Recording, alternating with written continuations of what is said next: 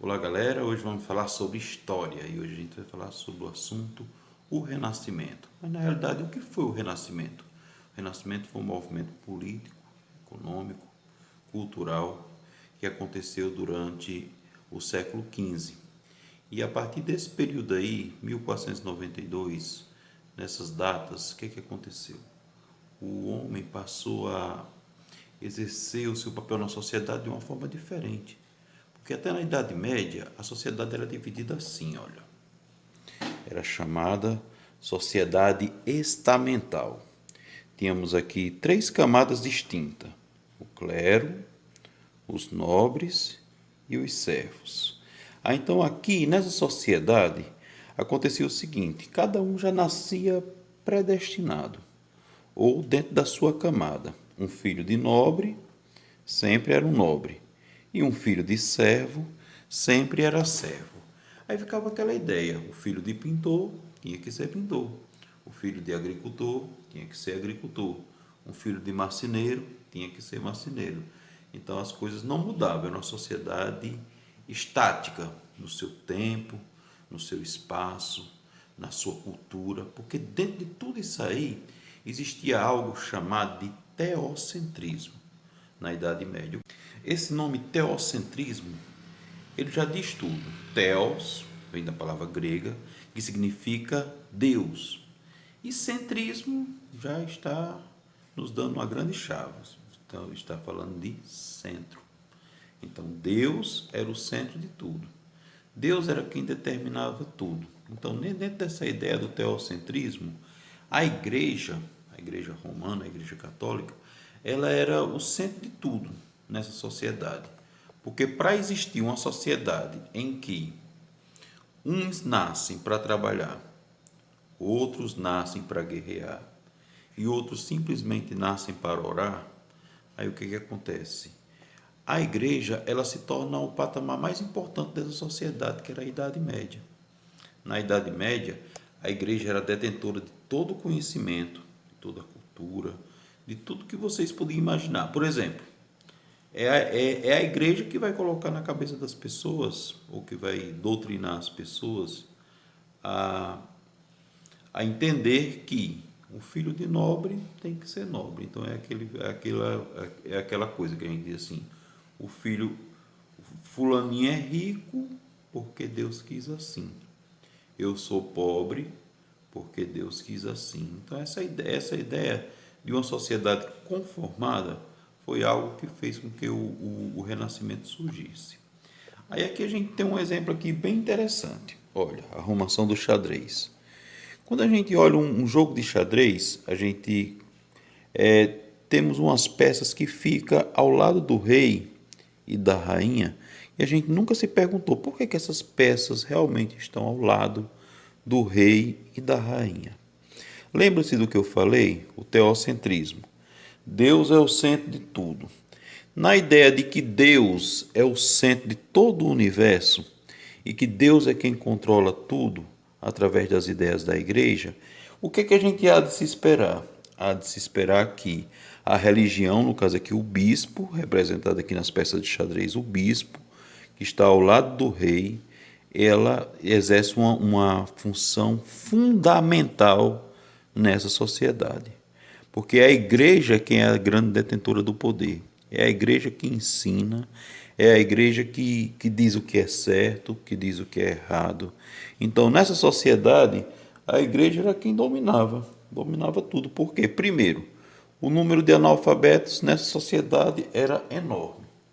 A maioria das pessoas não sabiam ler, a maioria das pessoas não sabiam escrever, mal sabiam assinar seu nome. Então, tudo que a igreja dizia se tornava uma verdade absoluta. Mas o que acontece? A história, tudo é dinâmico, as coisas mudam. O que hoje é certo, depois se tornou não tão certo. É a ideia de que Deus era o centro de tudo, Deus determinava tudo. Aí o que aconteceu? Eles pensaram, porque a burguesia surge na Idade Média. Essa burguesia são pessoas que viviam do comércio, que na época era chamado, as cidades eram chamadas de burgos. Como eles viviam através do burgo, do lucro da cidade, aí o que aconteceu? Essas pessoas se chamaram de burgueses. Esses burgueses eles ganhavam muito, mas muito dinheiro, através do comércio. E começou a sustentar o rei através dos impostos. Antigamente, na Idade Média, as pessoas não tinham acesso à escola. Então a escola era algo que só os nobres poderiam ter acesso. Por quê? Porque para estudar tinha que pagar. E nem todo mundo tinha dinheiro. E também não existia essa importância dos estudos que a gente tem hoje. Nós supervalorizamos os estudos. Por quê? Porque um filho de agricultor pode se tornar médico. Um filho de uma faxineira pode se tornar dentista. Um filho de um mecânico pode se tornar um grande cirurgião. E assim as coisas vão mudando. A situação social das pessoas vão mudando. Coisa que naquela época não existia essa possibilidade. Um filho de agricultor tinha que ser agricultor. Então, o pessoal dessa sociedade, os burgueses, que antes eram servos, que saíram do campo e foram enfrentar a vida na cidade, nos burgos, eles mudaram a situação deles, se tornaram ricos.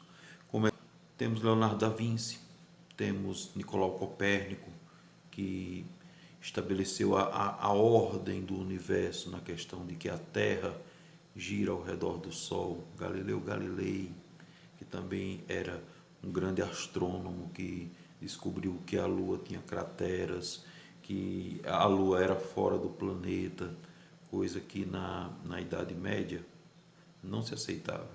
Na Idade Média aceitava o seguinte: o geocentrismo. O geocentrismo é a ideia de que a Terra é o centro do universo e o Sol, a Lua e as estrelas giram ao redor dela. Aqui eu tenho uma imagem do geocentrismo que vocês vão achar interessante. Inclusive, hoje em dia, tem um grupo aí, pessoal na internet, que estão defendendo isso. Aí a ideia da Terra plana. Então, o que acontecia nessa ideia aqui? É a ideia de que a Terra é o centro. Então, dentro da Terra existe uma cúpula, aquela parte azul que a gente vê lá fora, que eles chamam de firmamento. E dentro desse firmamento aqui, o Sol, a Lua e as estrelas giram ao redor da Terra. Então, a Terra é parada e esses astros giram ao redor dela. Então, na realidade, dentro dessa visão aí, o Sol está bem perto das nuvens, a Lua está bem próximo das nuvens ou até se escondendo por detrás dela, dentro daquela visão que na infância a gente tem. Aí o que acontece? Hoje tem muita gente querendo defender isso aí, mas cientificamente não tem como. Então, dentro do Renascimento, eles começaram a questionar essa visão e passaram a estabelecer essa visão. Aqui é o heliocentrismo. Aqui o que acontece? O Sol é o centro do universo. E o planeta Terra, juntamente com os outros planetas, giram ao redor dessa grande estrela. Então temos aí a visão do heliocentrismo. Então tudo isso passou a ser questionado e passou a ser mudado através do Renascimento. O Renascimento ele surge na Itália e a partir da Itália ele passa a se expandir por toda a Europa. E nesse momento aí é que surge o período das grandes navegações, é no período do Renascimento que vai surgir o descobrimento do Brasil, o descobrimento da América. Eles navegam muitas vezes com medo, porque na visão anterior a Terra era plana, então ia chegar um momento que os barcos poderiam sair do plano. Então a Terra era parecida com uma pizza, ou com um CD, um disco, algo circular, mas plano. Então, se os navegantes navegassem em linha reta, poderia ser que chegasse numa grande cachoeira e passariam direto. Essa a visão do geocentrismo. Aí dentro do heliocentrismo, a ideia de que a Terra não é um hemisfério, não é um disco plano, e sim uma bola redonda. Então, dentro daquela ideia de que se eles navegassem em linha reta, eles poderiam chegar do outro lado. nas Índias, porque como é uma bola, eles fariam isso, um círculo. E se fosse em linha reta, chegaria no fim, então poderia passar direto. Aí Cristóvão Colombo, ele em 1492, dentro desse contexto do Renascimento, ele acreditou na ideia de que a Terra era redonda. E aí ele fez esse percurso, navegando de Espanha em linha reta para chegar nas Índias do outro lado. Mas só que ele não sabia que entre as Índias e o continente europeu tinha outro continente, que no caso foi as Américas. E assim ele descobriu as Américas, que na realidade ele nem sabia que descobriu. Quem descobriu que ele descobriu foi Américo Vespúcio, que depois fez os cálculos e percebeu que ali não tinha chegado nas Índias, não. Chegou aqui, viu os índios, então ele pensou, então ali aqueles povos são os índios. No caso ele estava pensando que era o pessoal da Índia, os índios da Índia, os indianos, que hoje a gente chama assim, mas naquela época os indianos eram chamados de índios, era quem vivia na Índia. Aí ele pensava que aquele pessoal que estava aqui era esses, aí chamou o pessoal daqui de índio, mas né, e voltou dizendo que tinha chegado nas Índias.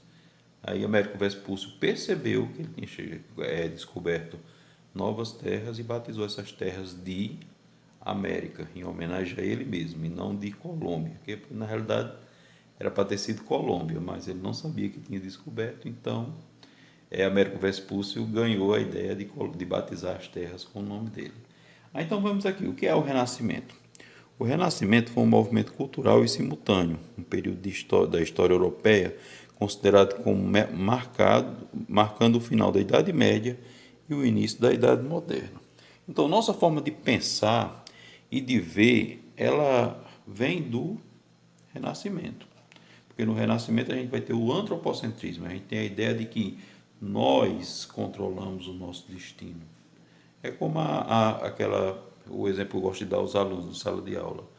Quando nessa visão do teocentrismo, se alguém tirasse uma nota baixa, alguém ia dizer, não, você tirou uma nota baixa porque Deus quis assim. Porque se Deus quisesse, você teria tirado uma nota lá em cima, mas Deus não quis, então você tirou um zero.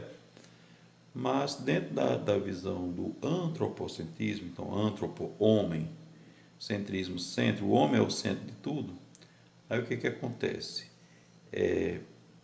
Tirou uma nota baixa porque não estudou.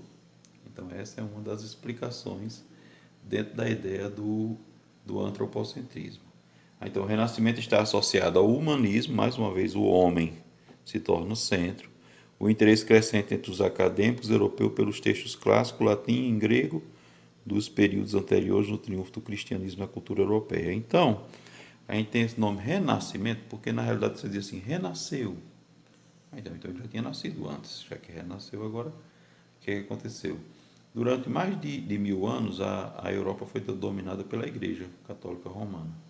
Aí agora eles vão retomar o pensamento dos gregos antigos e Atenas, os atenienses, e a partir desse pensamento eles vão retomar aquilo que os gregos começaram. Então espero que vocês tenham gostado.